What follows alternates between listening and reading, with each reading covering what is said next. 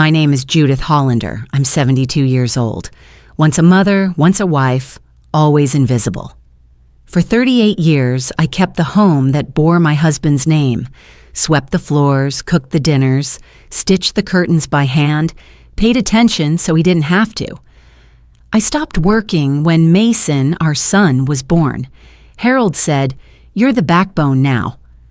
I'll be the face I believed him. I believed a lot of things back then. But this morning, I sat at the end of a glass-paneled conference room in a downtown law office while my son, the same boy I once taught to tie his shoes, leaned forward in a tailored gray suit and said clearly, loudly, "Don't count on a cent from Dad's $142 million trust. She's old, useless, and legally nothing." No one flinched. No one hushed him. They all laughed. Even Clarice, his wife, who had once cried at our wedding anniversary toast. Even Emily, my granddaughter, who used to braid my hair and called me Sunshine. They chuckled as if I weren't sitting right there, wrapped in the same black shawl I wore at Harold's funeral 48 hours ago, hands folded over my lap, holding one final document, thin, warm from my palm, and heavy with everything they never thought to ask. I didn't speak. I didn't rise. I just looked at Mason, his polished watch, his perfect cufflinks, the little smirk on his face when he thought the room was his. He didn't know the name on the document I held would be mine. And when Mr. Alden, Harold's attorney, finally opened the briefcase and pressed play on the recorder, my husband's voice filled the room, not as a ghost, but as a reckoning. His tone was calm, slower than I remembered, more tired but still measured. He began, "If my son ever speaks ill of his mother, deduct 1 million per word." The silence that followed was the loudest I've ever heard. Mason blinked, then sat up straighter. "What the hell does that mean?" he asked, already sweating. Mr. Alden didn't answer. He simply pulled out a transcript. Black ink, paragraphs numbered. "Verified via home security audio," he explained, then began to read. "She's still breathing? Thought she'd be gone by now. She's old, useless, and legally nothing. Don't count on a cent." 88 documented lines, 88 million gone. Mason dropped his espresso. It shattered across the leather flooring. No one laughed this time. And I, still sitting in silence, looked at my name printed on the last page. Full name, no longer hidden beneath Harold's. And in that moment, I knew. They thought I was dead, but I was still thinking. And this time, they would have to listen. If you've ever felt dismissed in your own family, if you've ever been written out of your own story, you're not alone. Stay with me. This isn't just about inheritance. It's about memory, justice, and the quiet power of being underestimated. Let me take you back, before the will, before the suit jackets and whispered insults, to the house where it all began. 48 hours after we buried my husband, they started tagging my life with stickers. Neon ones, pink, orange, lime green, each slapped onto furniture, dishes, paintings, memories, like price tags in a clearance aisle. "This one's mine," said Caleb, my grandson, as he pressed a fluorescent pink label onto the grandfather clock. It still chimed off-key every hour, something Harold had always meant to fix, but never did. The sticker covered the small brass plate that read, Hollander, 1981. Then came the leather reading chair, the crystal bowl on the coffee table, the antique record player we danced to during power outages. "This one, too," he grinned, turning to his sister. "Let's just claim everything before the cousins arrive." Emily didn't answer. She was too busy holding up her phone, walking in slow circles with some kind of app that showed blueprints and furniture measurements. "We can knock out this wall," she said. "Turn the den into a tasting room. Maybe a spa. Add skylights." I stood at the edge of the staircase, one hand still gripping the banister Harold once sanded down himself. No one looked up. No one saw me standing there. My black dress still smelled faintly of lilies and earth. My eyes were dry. My body was present. But in their minds, I was already gone. Clarice, my daughter-in-law, waltzed past me with a tray of champagne flutes. "Toast to Dad's legacy," she sang out. "He built something real." Now we carry it forward. Someone, maybe Caleb, muttered, "And sweep out the ghosts while we're at it." They laughed, loudly. My chair at the dining table was missing, replaced with a folding one brought up from the garage. It wobbled. No cushion, no back support. "There's more room in the mudroom," Clarice said with a smile, "away from the noise." "You'll be more comfortable there," I nodded, because nodding was easier than explaining why I felt like an exhibit being relocated. I walked past the table I'd set for every holiday, past the piano Harold never learned to play, past the wall where our wedding photo used to hang before someone replaced it with a generic canvas print of lavender fields. In the mudroom, a paper plate of cold chicken waited on top of a plastic stool. A half-empty bottle of water sat beside it. No napkin, no silverware, just silence. I sat across from a broken broom and a rust-stained mop bucket. The floor was sticky. The window overlooked the driveway where the rose bushes Harold planted were starting to brown. No one had watered them since the burial. In the other room, the laughter grew louder. "This house smells like mothballs and regret," someone said. "Let's gut the kitchen." That tile is tragic. Another neon sticker appeared, this one slapped onto the cherrywood sideboard beside me. "This one's mine," Caleb said, again. "Perfect for the lake house." Emily entered, still scanning the room through her phone. "Once she's out, we should raise the ceilings. Maybe glass doors to the backyard, let in more light." She turned slowly in place, stepping inches from my foot without acknowledging me. "She built soup," someone scoffed from the other side of the wall. "He built an empire. Can we forward her pension checks if she moves out?" Another joked. "God, she's practically compost." The words floated through the air like ash. No one paused. No one blinked. I held my tea with both hands so it wouldn't rattle. They didn't whisper. They weren't hiding it. They simply didn't care if I heard, because to them, I didn't count. And maybe I never did, but I still had breath, and I still had a folder. Tucked in the pocket of my cardigan was a bank memorandum, dated 18 years ago, signed and notarized. My name, Judith M. Hollander, typed in bold. The document outlined my personal capital injection into Hollander and Company, made during its financial collapse. A private contribution, a rescue that never made the papers, because I never asked for it to. Back then, when Harold came home, pale, defeated, and silent, I didn't cry. I didn't panic. I just opened the velvet box of heirloom jewelry, my grandmother's brooch, my mother's emerald necklace, my wedding bangles, and sold every piece. Then I wired the funds and told Harold, "Use it. But don't ever tell them it came from me." And he didn't, until now. In the other room, Mason's voice pierced through, "We'll keep the Lexus. Dad said it was mine, and the Montana property, already in our name." "I want the Hermes scarves," said Emily, "even if they're hers." "She's not using them." I took a bite of the cold chicken. It tasted like chalk, but I swallowed it anyway. Because while they divided what they thought was left of me, I knew the truth sat quietly in my pocket. A single document, crisp, real, and legally binding. They had stickered their names on every object that ever held meaning, but they never thought to ask about the meaning behind them. They assumed the story ended when Harold did, but the story had a second author, and she was still breathing. The room they gave me wasn't a room at all. It was the laundry area at the back of the house, once just a pass-through between the kitchen and the garage, now apparently deemed suitable for the woman who used to own it. There was a bare cot pushed up against the wall, draped in an old moving blanket. No sheet, no pillow. A plastic folding chair sat beside it, its leg wrapped in masking tape to keep it level. A flickering bulb swung above me like a tired eye. The air smelled of bleach, old water, and something faintly metallic. Rust, maybe. There were no curtains, no welcome.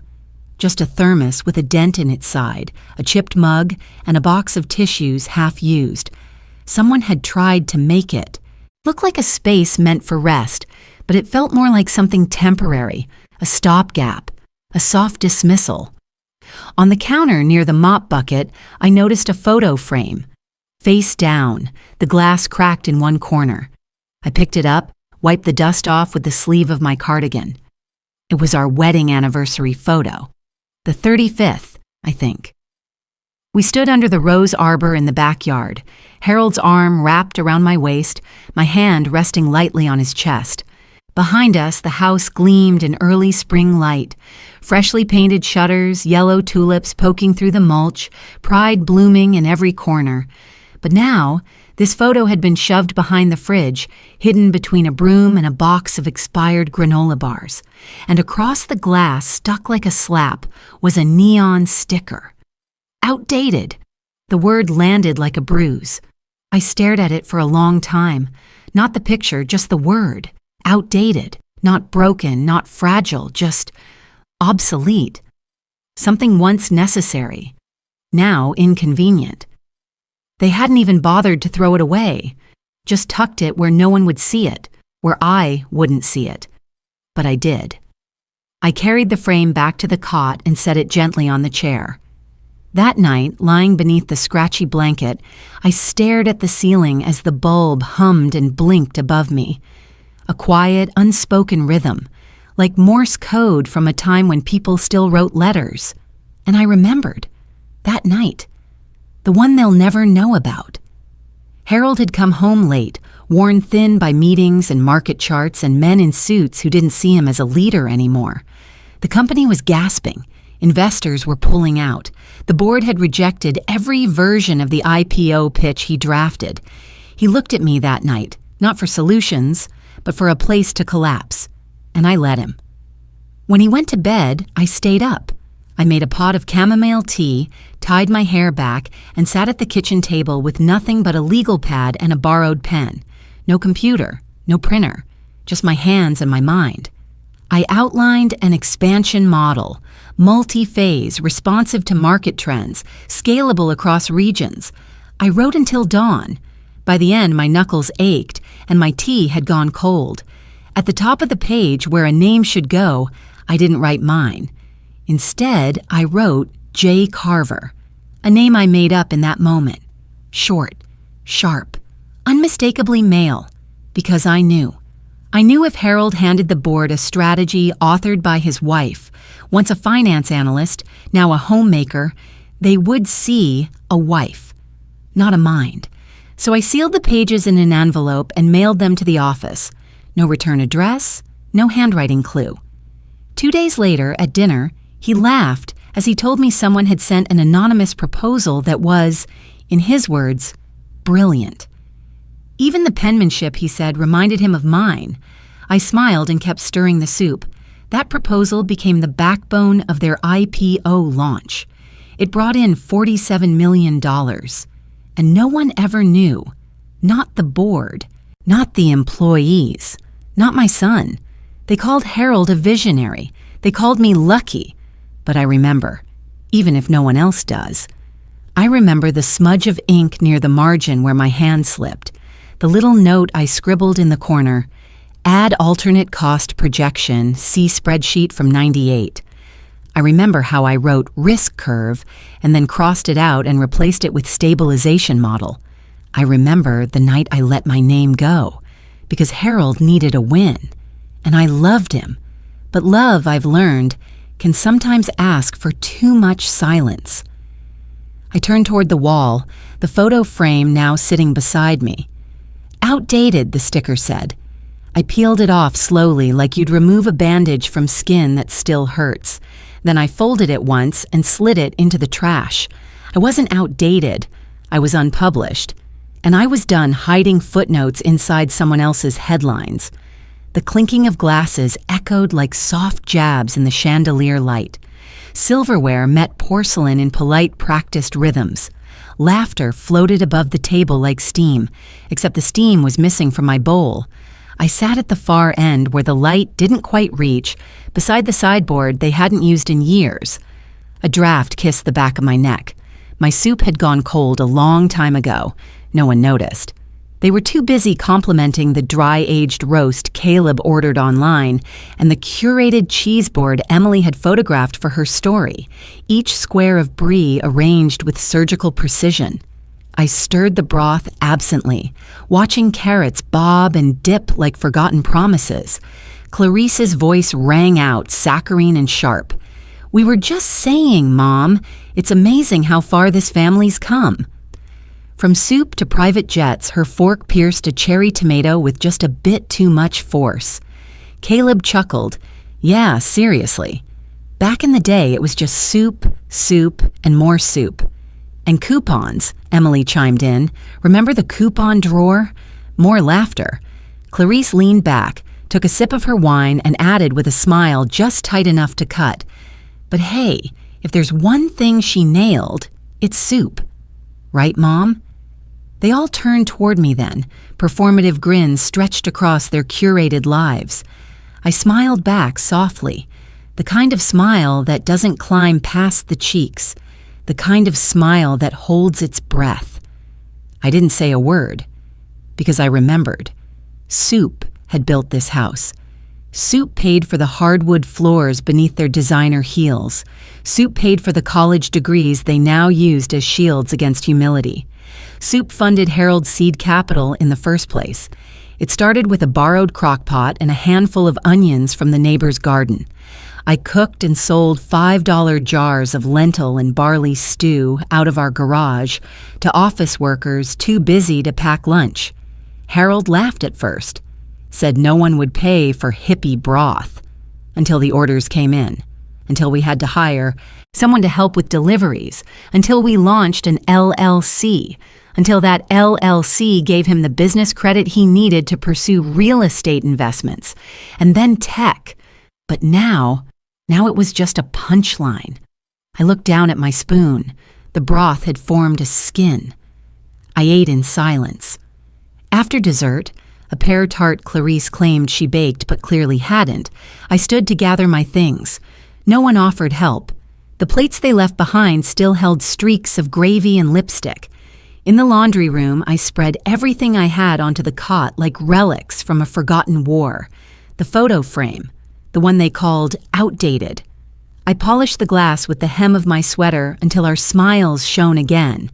Next, a letter from Harold, one I'd kept hidden for years, folded 3 times, soft at the creases, dated the night after the board approved the IPO. "I know what you did, Jude," it read. "You saved me." Again. And they'll never know. But I do. Every line of that plan smelled like chamomile and candle wax and the way you hold a pen when you're thinking. I don't deserve you. It was unsigned, but I knew his handwriting like I knew my own bones. And then, the last piece, a manila folder, frayed at the edges. Inside, my original draft, handwritten, annotated. J. Carver scrawled across the top in black ink. The paper had yellowed slightly, but the ideas still burned. I traced the underlines I'd made in red, notes in the margin. Recalibrate fiscal curve Q2 to Q4, benchmark against B2B phase. Include projections for low cap uptake. I had forgotten nothing. In the corner of the page, a doodle, a soup ladle, drawn in the half-sleep of early morning. Even my margins remembered who I was. They had tried to reduce me to a recipe, a quiet woman with a good heart and nothing more. But hearts remember, and mine had been quietly taking notes all along. That night I couldn't sleep.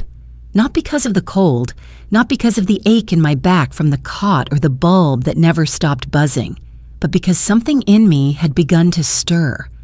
Not anger, not bitterness. Something older, something precise.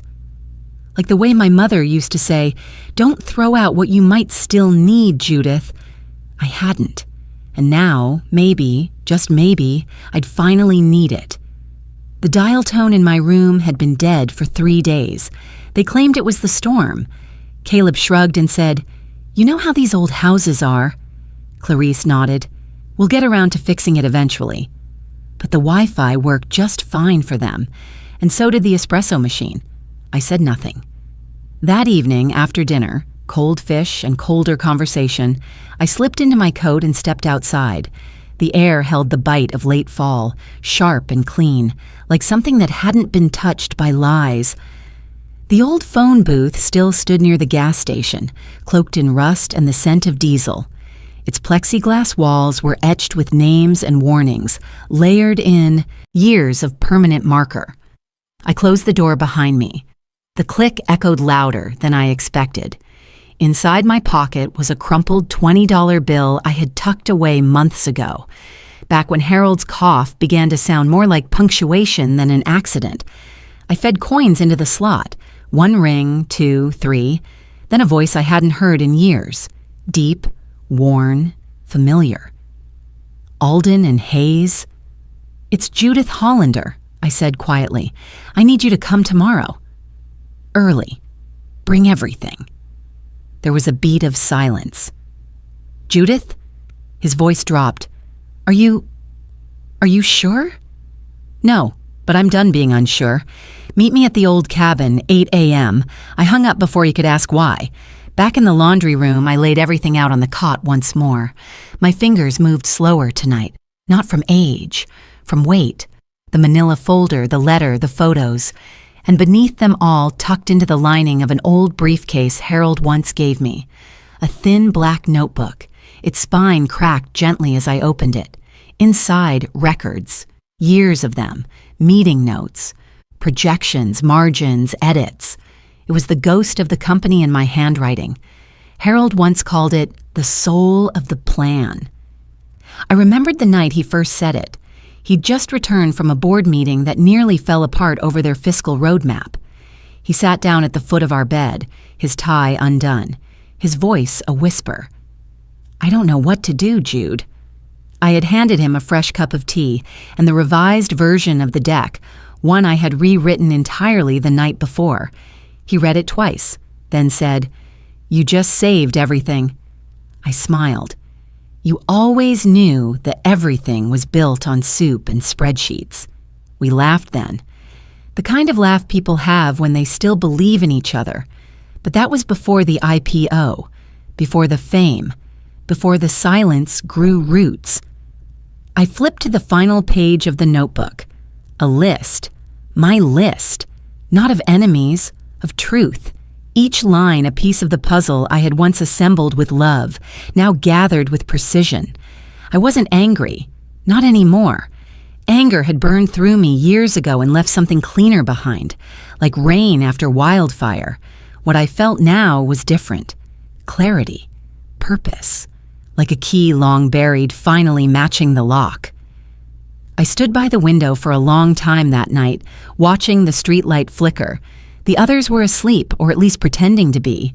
The silence in the house wasn't peaceful. It was hollow, like a room after a party, crumbs where laughter once lived. And I realized something. I had not simply been erased. I had erased myself, quietly, willingly, for Harold, for the children, for the dream of unity. I thought silence was protection, that by fading into the background, I was shielding them from tension, from fragility, from knowing too much. But silence doesn't protect. It permits. And after enough years, it doesn't just make you invisible. It convinces them you were never there to begin with. In the reflection of the glass, I saw myself. Not the grandmother they ushered past, not the woman who made soup, not the ghost in the laundry room, but Judith Carver Hollander, founder in every way but name, witness to a lie dressed as legacy, and tomorrow I would speak, not with rage, not to shame, but to remember, because remembering is its own kind of justice, and I owed that to myself. The office hadn't changed. Same oak paneling, same dust-sweet smell of legal tomes lined up like silent soldiers. Time clung to the curtains in here, stiff, still. Alden looked up from his desk the moment I walked in. He was older now. The corners of his eyes held more weight, but the way he stood, that swift push from the armrests and immediate straightening of the shoulders, reminded me of the man who once helped Harold and me sign our first joint property contract, Judith. He crossed the room and pulled out a chair for me, voice softer than I'd expected. "You look composed." I sat without answering. Composed was a generous word for what I was, but I appreciated the effort. I opened my bag. From its folds, I laid them out one by one, like a prayer in 3 parts. First, the contract. Original signatures, dates, equity lines. Back when we were nothing but debt and dreams. Second, Harold's letter. Handwritten. Folded so many times the crease was nearly splitting. His confession, not of guilt, but of recognition. Acknowledgement that my ideas had saved his company before it had a name. And third, the handwritten IPO proposal, dated 2 weeks before Harold's stroke. The final one, the clean version. No edits. My penmanship, my vision. Signed, J. Carver. Alden adjusted his glasses, then leaned in. He didn't speak for nearly a minute. His fingers traced the edge of the paper, as if by touch he could confirm what his eyes refused to believe. Then he looked at me. "You're J. Carver." His voice wasn't shocked. It was reverent, as though saying it aloud made the room smaller, more intimate. I didn't answer immediately. Instead, I nodded. Just once. Slow, deliberate. The weight of years balanced in that movement. And then I looked at him, straight through the veneer of age and comfort and memory. Tears pressed at the edge of my lashes, but I held them back. Not out of pride, out of intention. There was dignity in being seen, fully and without disguise, for the first time in decades. "Yes," I said finally, "I was the ghostwriter, the strategist, the one who wasn't in the pictures." Alden exhaled, like someone realizing they had been holding their breath for years. "But why?" I smiled. It wasn't a bitter smile, just one with lines. "Because Harold asked me to. He said, 'Let me be the face. Let you be the fire.' He had promised it would just be for a season, that once things were stable, we'd step forward together. But then the seasons changed, and we didn't. Success has a way of making men forget promises made in small kitchens." Alden sat back down. He reread the letter, then the contract, then the IPO draft. "This changes everything," he whispered. "Does it?" He looked at me, puzzled. "I don't want to erase his name," I said. "Only reclaim mine." He nodded slowly. "You were always there, weren't you?" he murmured. "Yes," I answered. "In the margins, in the spreadsheets, in the pauses between meetings. I was always there." I folded my hands in my lap. "Now it's time they remember that." He took out a legal pad, scribbled dates, cross-referenced timelines. I watched him move from disbelief to strategy in less than 10 minutes. Some men still believed in justice. Some men still respected origin stories. And Alden, to his credit, never once asked why I stayed silent so long. He understood that sometimes silence isn't weakness, it's endurance. Before I left, he gently slid the documents back into their envelope, carefully as one might tuck in a child. "We'll amend the estate," he said. "We'll reinstate the original holdings, equity, authorship, all of it. Harold may be gone, but his last amendment was dated and witnessed. It'll hold." I nodded. "There will be backlash," he added softer. "They won't understand." I met his eyes. They never asked to. As I stepped back into the cold morning, I didn't feel taller or stronger. I just felt returned. To myself, to my voice, to the name I once buried beneath love and loyalty. J. Carver, Judith Hollander, one and the same, no longer a whisper behind the curtain. The days blurred into one another after the meeting with Alden. I spent most of them in silence, occupying the edges of a house that had once been mine, but now treated me like a polite inconvenience. The only thing that belonged to me anymore was time, and I used it wisely. By the fourth day, Alden called. "It's ready," he said. "Come by tomorrow." "There's something I want you to see with your own eyes." I arrived at his office just after 10 a.m. The air smelled faintly of cedar polish and winter sunlight. Something soft, something old. His assistant offered me tea. I declined. Alden waved me in. He didn't speak at first, just gestured toward the thick beige folder resting on his desk. I sat. He opened it, turning the first few pages as if unveiling a sacred text. Each sheet was labeled, dated, stamped, all meticulous, all clinical. "Handwriting analysis," he said, tapping the header. I had to be sure. Legally. Professionally, I didn't take offense. I understood the stakes. He continued, voice calm but sure. "We brought in Dr. Porter. Retired FBI forensic specialist. She's the best." I watched his fingers move down the page until they landed on a line of comparison images, side by side, overlapping signatures, looping J's and firm R's, my writing, on grocery lists, on birthday cards, on sticky notes Harold used to leave on his mirror with my edits, scribbled in the margins. And beside it, J. Carver, on the IPO draft, the expansion proposals, the revised revenue models, different contexts, same stroke, same woman, same mind. Then came the final page, bold black ink across the bottom. Match. 100% certainty. Underneath, Dr. Porter's formal signature and her forensic seal. Alden slid the folder toward me. "We can certify authorship. We can confirm contribution. You're no longer invisible, Judith." My hand trembled as I reached for the page, and when I touched the seal, I nearly lost my breath. Not because of power, not even because of justice, but because, for the first time in years, on paper, in law, in ink, someone saw me. Not as an accessory, not as a behind-the-scenes wife, not as a relic with soup stains and forgotten recipes, but as the architect, the origin, the reason a trust fund existed in the first place. My thumb pressed against the embossed circle as if trying to memorize its texture.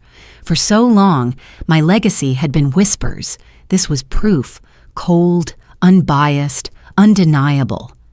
I blinked hard, swallowing the lump that had lodged itself behind my ribs. Alden handed me a glass of water. I hadn't noticed my hands shaking until the glass touched my palm.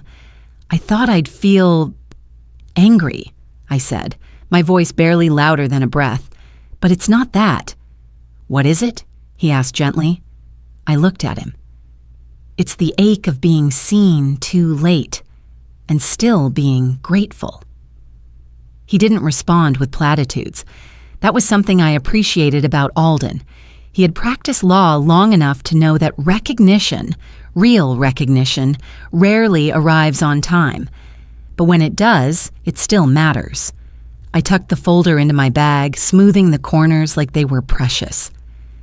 "Will it hold?" I asked him. "Legally?" "Yes. Emotionally?" He paused. "I don't know." "That's up to them," I gave a quiet laugh. "They're not wired to see women like me, especially not when we've been so good at erasing ourselves." He met my eyes. "But you're not erased anymore." Number. Not anymore. I left the office and stood for a while outside on the steps, letting the winter air wrap itself around me like a shawl. My fingers still tingled from the paper, from the seal, from the truth I no longer had to keep folded in a drawer. The sun cracked through the clouds, and I let it. Back at the house, no one noticed I'd been gone. Clarice was on the phone in the sunroom, laughing into a martini. Emily was unpacking lavender-scented towels for her soon-to-be wellness suite. Mason was barking at someone on Bluetooth, pacing in the study Harold once called his thinking room. And me, I stood at the base of the staircase, folder in hand, truth in pocket, history in spine. They didn't look up, didn't ask where I'd gone, didn't wonder what I'd done. but they would, soon. I keep the box. Still, even now. It's hidden beneath the last drawer of the old dresser, inside a pocket of fabric where moths don't bother going. The velvet has faded to a tired gray, and the hinges creak when you open it. But I open it anyway, sometimes. The inside is empty, but the echo remains. That's where the family rubies used to lie, deep garnet red, set in soft gold. My grandmother wore them to her wedding. My mother wore them to the opening of the symphony hall, and I wore them once. Just once. Then winter came. It was the kind of winter that makes wood groan in the walls and turns the tips of your fingers blue, even inside. Harold paced the living room, talking into 2 phones at once, rubbing the back of his neck like he could massage away the numbers, red, glaring, insistent, that flooded his ledgers. I remember the exact night. Snow slammed against the windows like someone was trying to claw their way in. The fireplace had burned out hours ago, and neither of us noticed. He didn't sleep, barely ate. I had to remind him to breathe between meetings. "We're weeks away," he told me one night.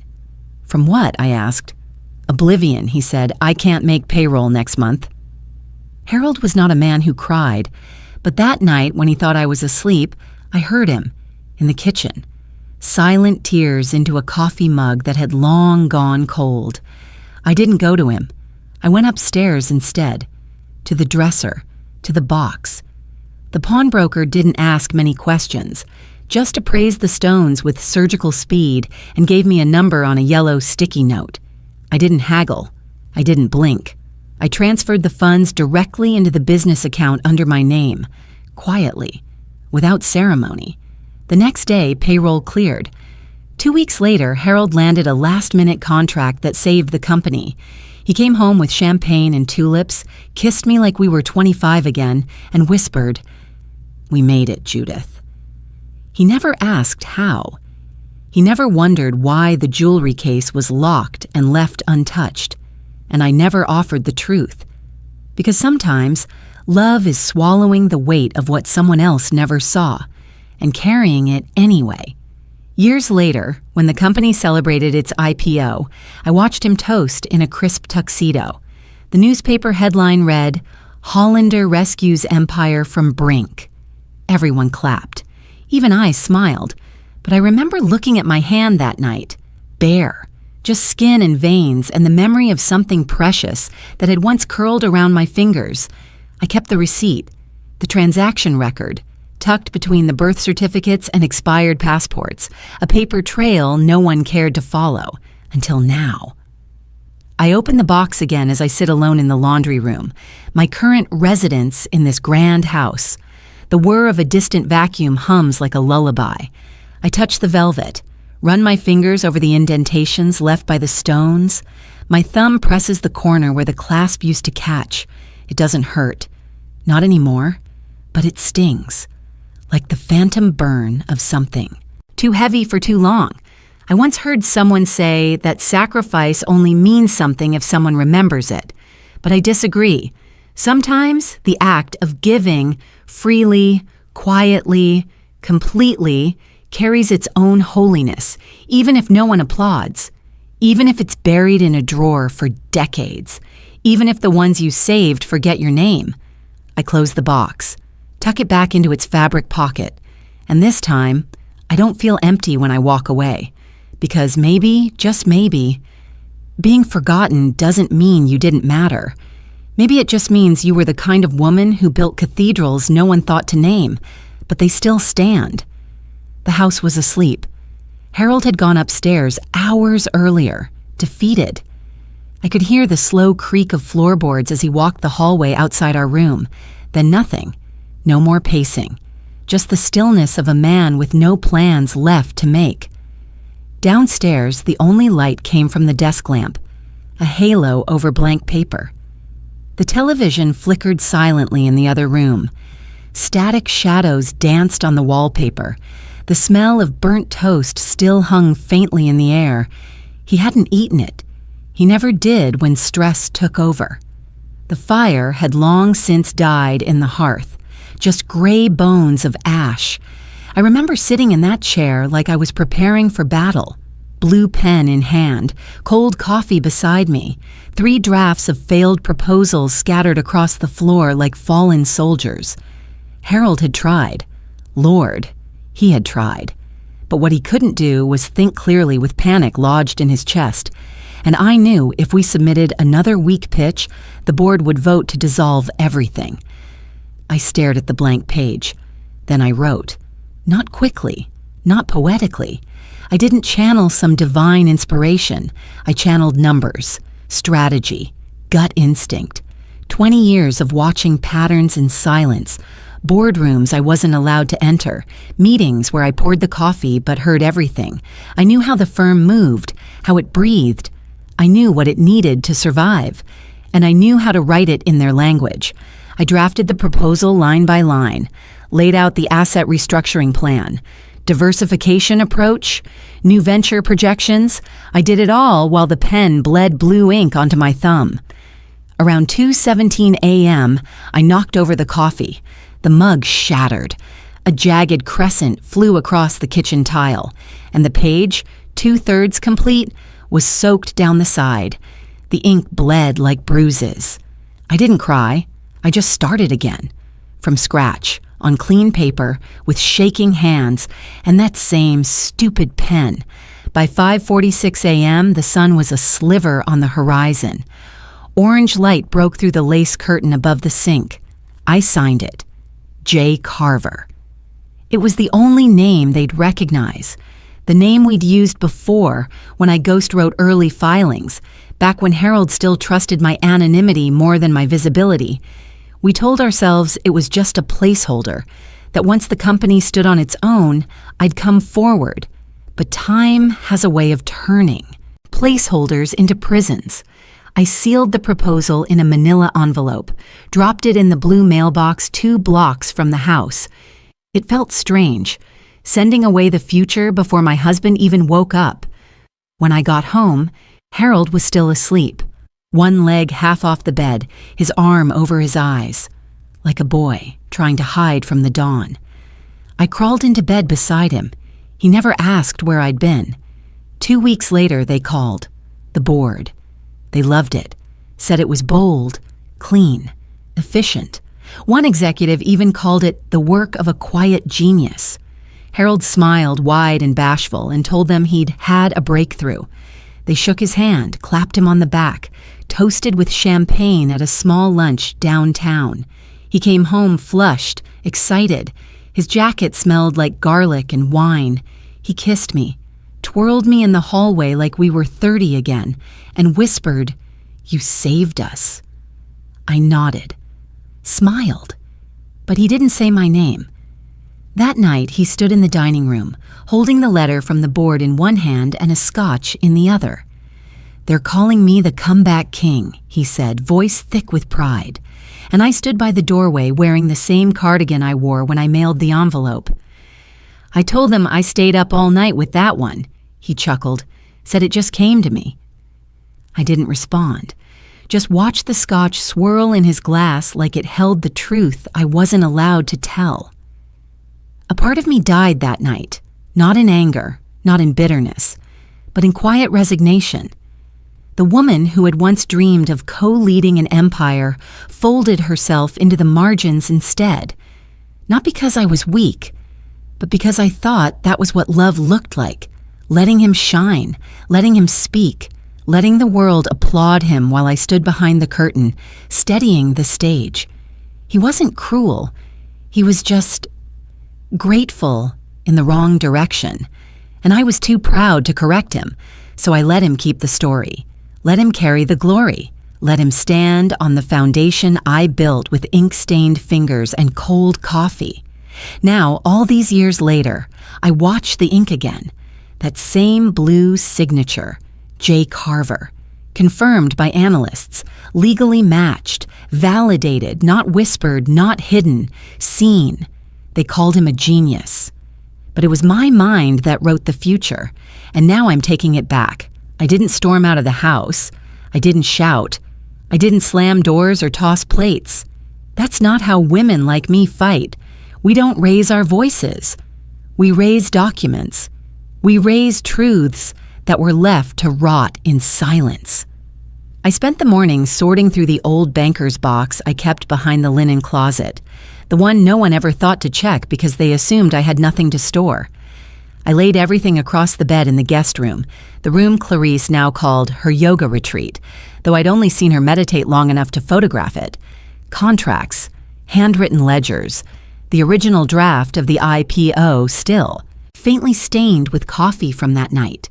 I organized them like a story, because that's what it was, a story buried under a man's name. I took photos of every page, ensuring dates and signatures were clear. I pressed them flat with trembling fingers. Each snap of the camera flashed like a tiny exhale, one image after another, silent, sharp, precise. I was documenting my existence, my mind, my labor, my invisible architecture. I tucked the physical copies into a leather portfolio, a gift from Harold, ironically embossed with his initials. Then I slipped the flash drive into my coat pocket, zipped it up, and left without anyone noticing. Emily was in the living room trying to feng shui her energy flow. Caleb was arguing with the plumber. Clarice was booking spa tiles online. Mason hadn't come downstairs. They didn't even ask where I was going. They assumed I had nowhere to be. Alden's office smelled like cedar and thyme. He opened the door himself. No assistant this time. I placed the folder and the flash drive on his desk like an offering. But there was no desperation in the gesture, only steadiness, a sense that something long overdue had found its shape. He sat down slowly, fingers tracing the edge of the folder. "You were J. Carver," he murmured again, not as a question this time, just reverence. I nodded. His eyes narrowed, focused. Then he flipped open the cover. Silence stretched as he reviewed the documents. He moved like a man trained to parse fraud, but there was none here. Only facts they never thought to trace back to me.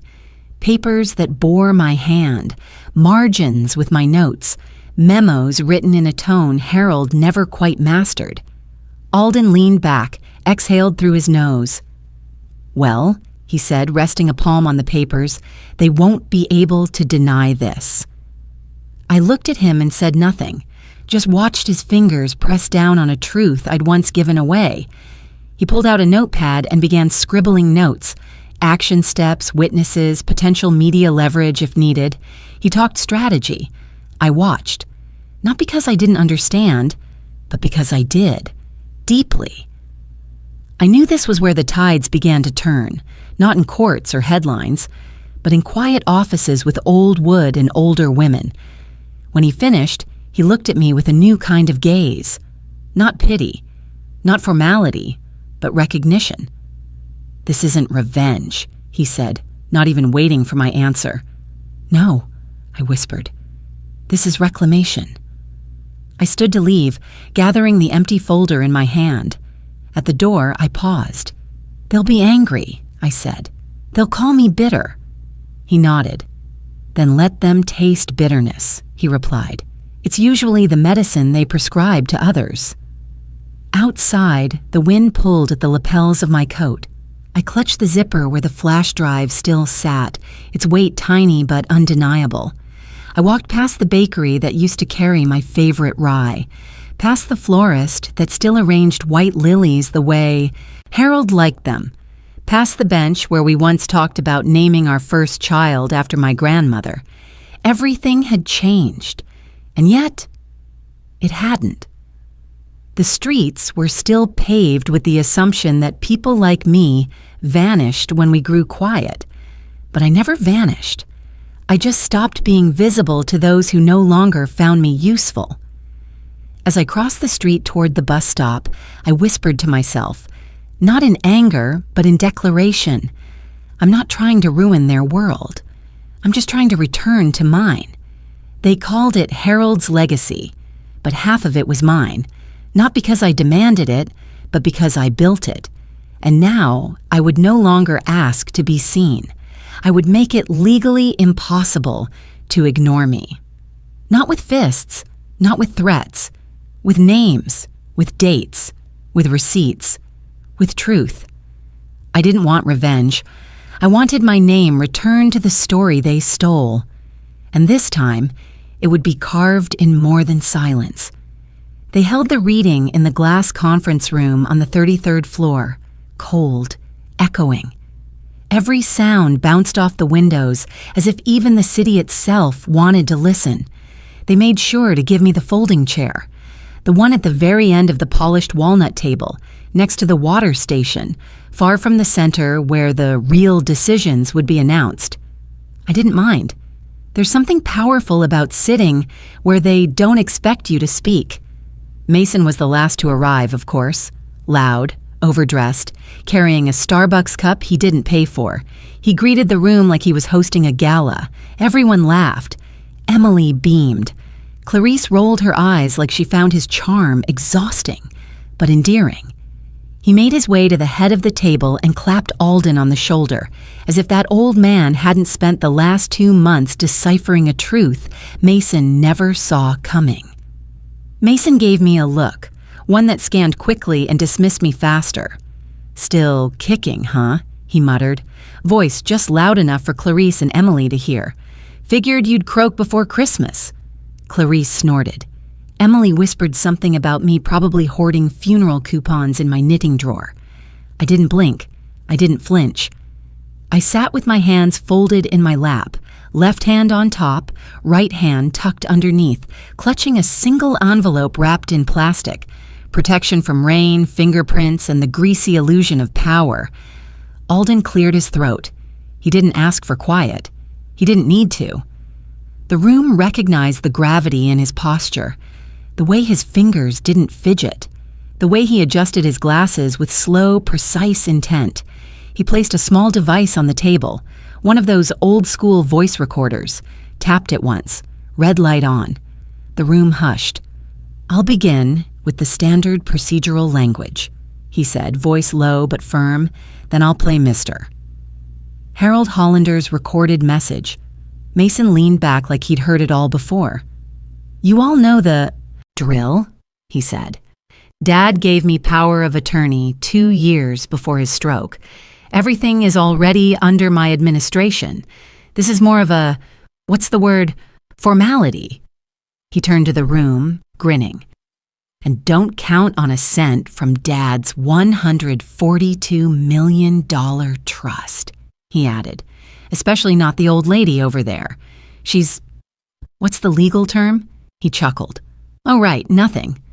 They laughed, not all of them, but enough to echo. I kept still. Let them believe I was shrinking, that I'd already surrendered. Let them look past the hand on the envelope, the calm breath, the narrowed eyes. Alden didn't look at me, but he reached for the envelope I had passed him moments earlier.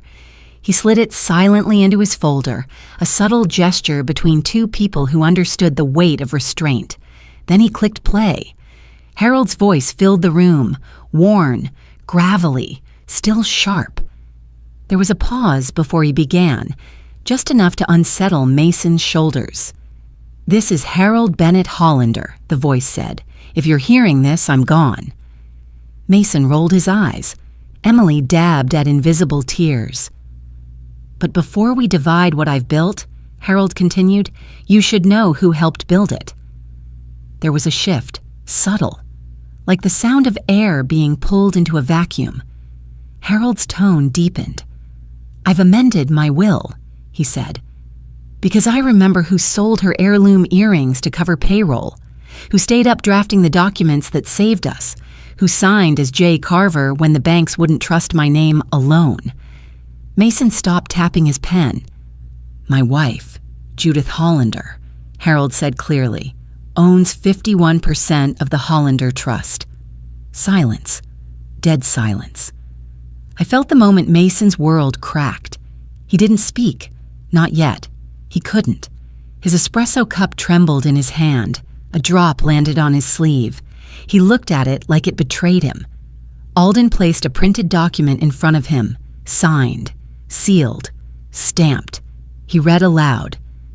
By this amendment, I transfer controlling interest of the Hollander Family Trust, currently valued at $142 million, to Judith Elaine Hollander in recognition of her uncredited labor and intellectual property under the pseudonym J. Carver, my name. It echoed louder than Mason's laughter ever had. Clarice choked on her sparkling water. Emily's lip quivered. Mason collapsed into his chair. His voice, usually brash and smug, came out thin. Wait! That's not legal. But even he knew better. Alden had the receipts. I had the name. Harold had finally told the truth. And I hadn't said a word. Not yet. But I looked at each of them, one by one. Not with rage, with quiet arrival, with the weight of all I had carried. I pressed my hands against my lap, one on top of the other, calm, certain. I'm not back to take revenge, I thought. I'm back because I never left. There are silences that comfort. And there are silences that crack open the ground beneath you. The kind that doesn't just end a conversation, but a legacy. This was the second kind. The room still hadn't recovered from Harold's declaration, from the sound of my name, spoken with authority, recognized, acknowledged, final. Mason hadn't spoken again. His mouth moved occasionally, but no words came. Clarice shifted in her seat, arms crossed tighter than before, as if wrapping herself in denial. Emily blinked at the floor like she was doing math she had never bothered to learn. And me? I sat, still at the end of the table, still on the folding chair, still silent, but no longer unseen. Alden reached for the second envelope, the one I hadn't touched since I arrived. He unfolded a document with deliberate care, as if giving reverence to the next wave about to crash through that room. I am instructed, he said, to play an addendum to Mr. Hollander's recorded will. This portion was made in private counsel, 36 hours before his final hospitalization. He pressed play. Harold's voice was slower this time, clearer, more measured. It was a man no longer explaining, no longer justifying, only preparing. If you are listening, he said, you already know the truth about Judith. A pause. But there's more. Mason straightened a little, like he expected a correction, a loophole, some reversal. Instead, Harold continued, if any individual named in this trust, he said, has, by coercion, manipulation, or deceit, attempted to have Judith sign away her rights, or encouraged her to relinquish her legal identity under the Hollander holdings, the pause was longer this time, then that individual shall be immediately and irrevocably removed from this trust. Clarice gasped audibly. Mason turned toward her, not in anger, but with fear, the kind that comes not when you're caught, but when you realize you're on record. Alden raised his hand calmly. There's a supporting file, he said. He tapped on the keyboard. A video opened on the screen behind him. It was grainy. From a home security system, labeled simply, Kitchen, January 3rd. The angle was slightly off-center, but the audio, crystal clear. Clarice's voice first. She'll sign it. Trust me. Old people sign things all the time. She doesn't even ask questions. Then Mason. If she hesitates, we'll tell her it's a bank form. Or something about funeral arrangements. She won't know. She hasn't touched a legal document in decades. Emily's mouth fell open. You recorded that, she whispered. Her voice didn't matter. It had already been said. Clarice stood up suddenly. This is illegal. This can't be admissible. But Alden turned calmly toward her. This was recorded by Mr. Hollander's own security system in his second residence, a property he solely owned and chose to monitor. The footage is date-stamped, untampered, and verified by both our firm and the notary present during his final amendment. Silence again. Wider. Heavier. like an eclipse had passed over the room and left nothing but wreckage. Clarice sat down slowly. Her legs looked unsure, her hands folded into fists. Mason didn't move. He didn't even blink. I could almost hear the gears in his head trying to reverse a train that had already derailed. Alden turned to me. Not directly, but enough that I could feel his respect. "There is also an attached clause," he said. "Judith has full discretion to preserve or remove the names listed in the trust. Any reinstatements must be filed through her, and her alone." My hand brushed against the envelope on my lap, the final document, the one that had traveled with me in silence. I didn't need to open it now. They all knew. What they didn't expect was my silence to hold more power than their noise. Clarice tried one last time. "Judith," she said, with the faintest attempt at softness, "you're not like this. You're not cruel? Number." But I was done being edited out of my own life. I looked at her. No anger, no tears, just clarity. I thought of the stickers she placed on my wedding photo, outdated, the locked pantry, the spa conversion plan, the way she pushed me into the laundry room, and Mason, how he told a room of people that I was legally nothing. Nothing. I had become the very center of the will they'd tried to erase me from. Harold had known, maybe too late, but enough to leave behind a voice that would outlive his body and expose theirs. My gaze scanned the room. Mason, Clarice, Emily, all of them frozen, held hostage not by me, but by the truth they never imagined would speak. "I'm not angry," I whispered in my thoughts. "I'm awake." And as the final clause settled into the air like dust after a building collapse, I stayed in my chair, still, rooted. My eyes met Alden's. He nodded once, and the record kept rolling. There are moments when silence holds the power of thunder. Moments when truth doesn't need to shout to be heard.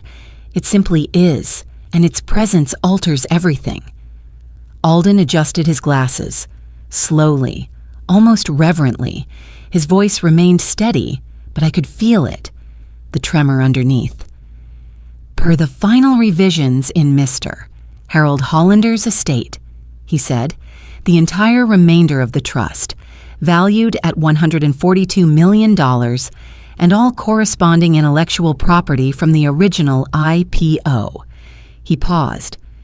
Mason's breath hitched. Clarice's fingers gripped the edge of the polished table. "Shall transfer in full and sole ownership," Alden continued, "to Mrs. Judith Hollander, time fractured. There was no sound, no motion. Even the building seemed to inhale and hold. Then Mason exploded from his chair. "What? That's impossible. She doesn't know what a stock is." His voice cracked somewhere between panic and disbelief. He spun toward Alden. "This is a mistake. She's old. She didn't build any of this. My father, he built this empire." Clarice stood too. "This can't be legally binding. She didn't even work. She was just a housewife." "And I?" I lifted my gaze, softly, then finally spoke. Just one sentence, a whisper. "But the soup I made built this empire." Mason froze. Clarice's lips parted like she wanted to say something, wanted to laugh maybe, but it died in her throat. I could feel the words hanging in the air, not dramatic, not cruel, just true. The soup I made when Harold came home shaking. The soup I stirred while writing investor briefs between chopping onions. The soup I placed on Mason's tray as he studied in private school, paid by liquidation I orchestrated behind closed doors. The soup they now mocked had been the quiet fuel of everything they claimed as theirs. Alden unfolded a second page. In addition, he said, all previously named beneficiaries, excluding Mrs. Hollander, are now designated as discretionary. Their access to funds, properties, and privileges is subject to review under her authority. Mason turned red, then pale, then red again. He leaned forward, both fists clenched against the table. "You're doing this on purpose," he snarled at me. "You're trying to humiliate us. I didn't flinch. You did that yourselves, I thought. You humiliated yourselves the day you decided I was no longer useful. The day you said I was outdated, that I didn't matter. Alden continued, undisturbed.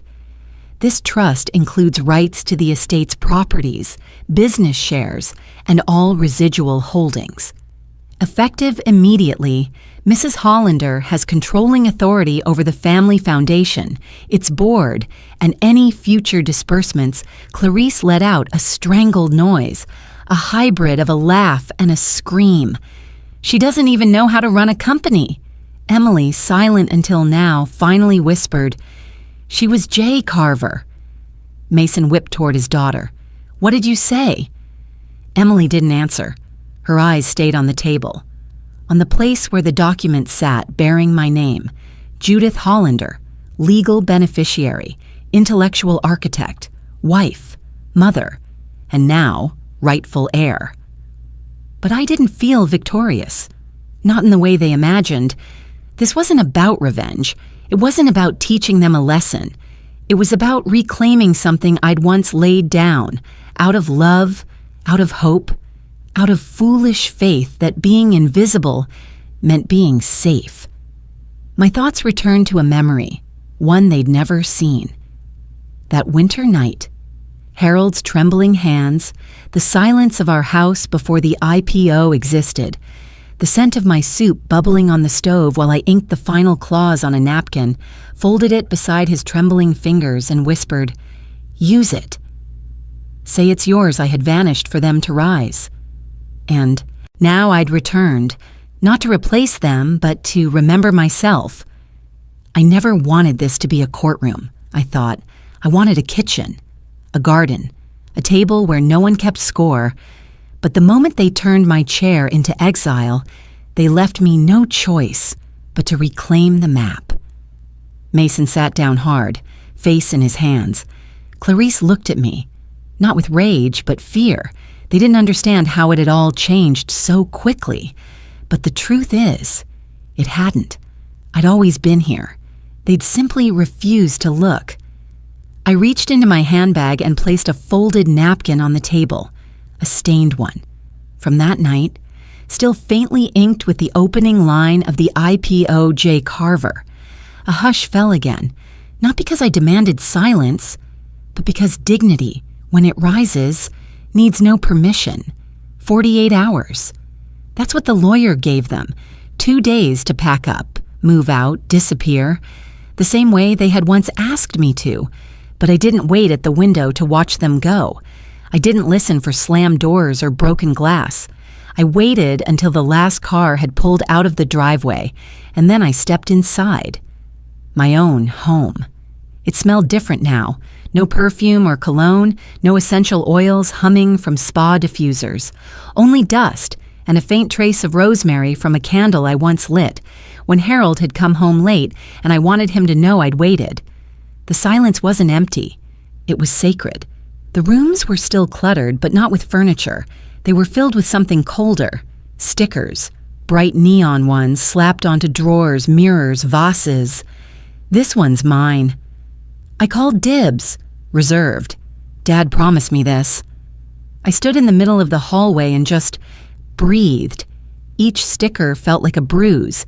Each claim, a small betrayal in print. The first one I peeled off was on a ceramic bowl, a bowl I had made in a pottery class when I was still Judith Adler, before I married Harold, before I gave up my last name. I held it in my hands and remembered how uneven it was. The lip curved wrong, but Harold had said it reminded him of the moon. The sticker said, "Clarice's breakfast bowl." I peeled it off gently, placed the paper in a trash bag.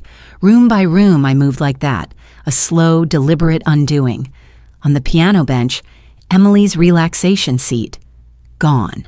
On the clock from Harold's office, Caleb's pick. Gone. I found one on a framed photo of our wedding. It had been shoved behind a laundry basket, cracked frame, dust-lined. The sticker said simply, "Outdated." That one stung more than the rest.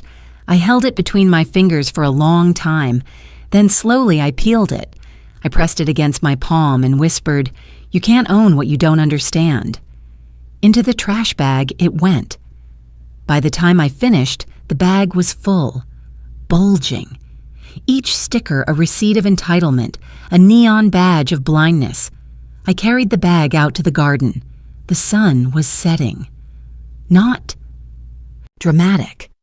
No orange fire. Just that soft, cool twilight where everything becomes translucent, like truth.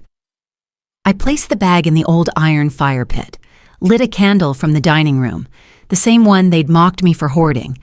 Its flame quivered, then steadied. One by one, I fed the stickers to the fire. They curled, hissed, blackened. Some sparked, some just sank into ash. I didn't cry, but I did feel something shift in my chest. A knot that had been tightening for years, finally letting go. I wasn't burning their memories. I was burning their assumptions. I was burning every label that tried to shrink me into something. Small, silent, and secondhand. They had written, "This one's mine," on objects. I had written, "This is who I am," in silence. And now that silence was no longer erasure. It was ownership. The candle burned lower. I sat beside it, the warmth brushing my fingertips. No music, no applause, just the hush of a life reclaimed not with war, but with stillness. Behind me, in the kitchen, the soup pot gleamed.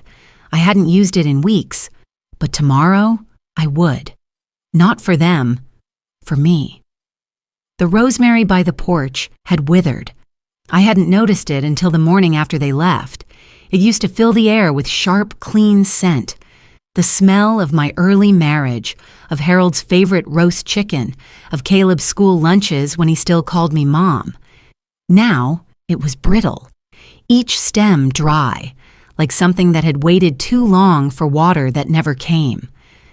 I knelt beside it in the morning light, cut away the dead wood, and planted a new rosemary bush in its place. Something hardy, something that could thrive even after being forgotten. The for sale sign went up quietly. No announcement, no family meeting, just me, a phone call, and a signature that finally belonged to me. I bought a small apartment near the coast, not grand, not gated, not marble floored, but it had light, so much light, and it had a window that faced the sea, where the wind moved like breath across the water. The first thing I did when I moved in was paint the walls myself, soft almond like the inside of a shell. I hung only 3 pictures: Harold and me at the IPO dinner, my rosemary bush in full bloom, and a photo of the soup pot. Not because I missed it, but because I remembered what it meant. The foundation papers arrived 2 weeks later. Women Who Remember. That's what I called it, a quiet fund for women like me, who built things, signed nothing, and disappeared, not for revenge, but for remembrance. I didn't want statues. I wanted scholarships. I wanted second chances in envelopes with real names on them. I wanted one woman, just one, to know that her quiet work had value, even if no one ever clapped. I carved a wooden plaque for the entryway. It took 3 days, a borrowed chisel, and more mistakes than I care to admit. But I smiled when I nailed it to the wall. This home was built by a woman once, unseen. But she never stopped thinking some mornings. I walk down to the beach with a book I never open. I sit with my coffee, the tide humming just beyond reach. I don't need to read. My life is enough of a story now. Sometimes people ask if I regret not speaking up sooner, if I wish I had fought harder, louder, earlier. The truth is, silence taught me how to listen, and listening taught me where to place my words, not to win, but to free. They ask if I still speak to my children. Sometimes, sometimes not. But I no longer wait for their permission to exist. One of the last things Harold ever said to me, before the illness clouded his voice, was this: "You always saw the storm coming. I only saw the sky. I didn't reply then. But if he were here now, I'd say, yes. But I also learned how to plant things in the rain. The rosemary has started to grow, slowly, quietly, without drama, just roots doing their work, just life beginning again. They thought I had died, but the truth? I was just waiting for the right moment to live again. Before we say goodbye, I want to ask you something. Where are you watching from? Is it a quiet morning, with coffee warming your hands? Or maybe it's midnight and stories like this one are your company in the dark. Tell us in the comments. We read every word with a full heart. And if this story meant something to you, even just a small ache or a flicker of hope, please consider subscribing to this channel, not just to hear more stories like mine, but to be part of something kinder, gentler, a community that still believes in second chances, in healing, and in the soft kind of strength the world so often forgets. Thank you for spending your time with me. It means more than you know. Wherever you are, whatever you're carrying, may you remember this. The miracle doesn't always knock. Sometimes it waits, softly, patiently, until you're ready to open your heart. Take care, and I'll see you in the next story.